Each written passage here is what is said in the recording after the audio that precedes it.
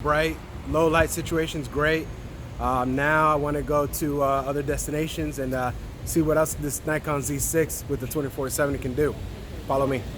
All right, we're on day 3. We're going to a beach. We gotta go to a beach because have not gone to the beach this summer. So getting some things ready and